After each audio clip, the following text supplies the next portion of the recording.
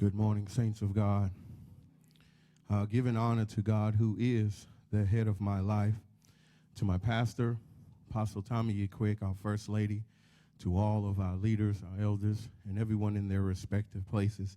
I'm here on this morning to give a testimony about how my amazing dad and being at the Promised Land under Apostle Quick and his teachings has helped me in the absence of my earthly father. When I look back over my life and I saw the hand of my amazing God working, I can truly say that I've been blessed. And I have a testimony about it. You see, I never knew my father growing up. And as a matter of fact, I've seen him maybe 4 or 5 times to date. I remember when I was a little boy having a stepfather around, but he didn't spend much time with me.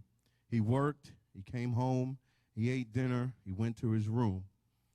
Maybe that was what his dad did, and he was just part of an ongoing cycle.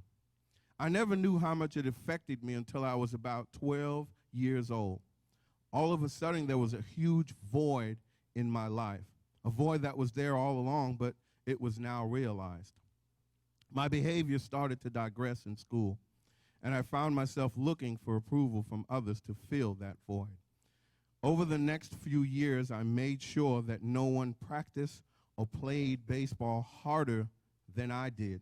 I wanted to show my coaches that I can be better than the kids who had their dads there at the end of the games to give them high fives and hugs.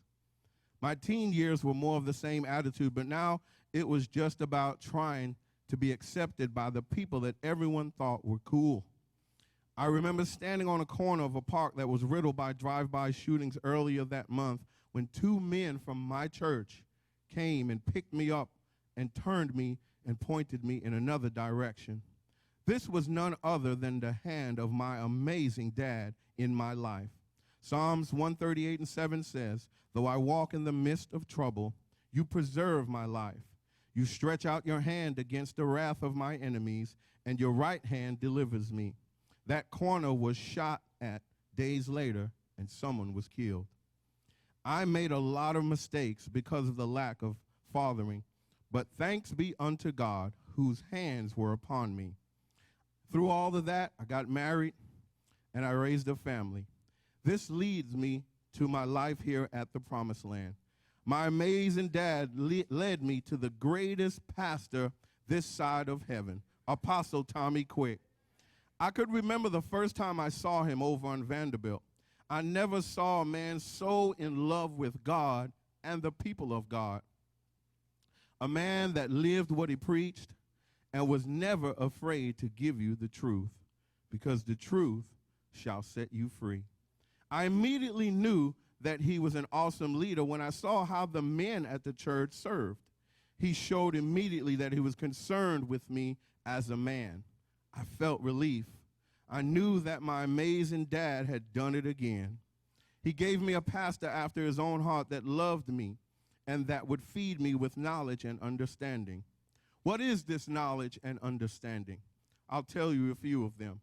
First and foremost, he taught me to love God with all of my heart, all of my soul, and all of my strength, and all of my mind. He told me to forgive. In Ephesians 4:32 says, "Forgive because Christ forgave me." He taught me to forgive my father, because if it wasn't for him, I would not be here. So just do better and move on. Ephesians 5:25 says, "Husbands, love your wives just as Christ loved the church and gave himself for her." He taught me how to love my wife and expect nothing in return. Luke 14:28, "For which of you intending to build a tower, sit it down, not down and count up the cost?" He taught me how to manage my finances. And the list goes on and on. Finally, he heard the voice of God and instituted 199 men. A band of like-minded brothers feeding off of the same spiritual food every week. Brothers that are living exemplary lives, growing every day and helping others to do the same. I'm a better godly man today because of my amazing dad and my spiritual father, Apostle Tommy E. Quick. God bless you. Amen.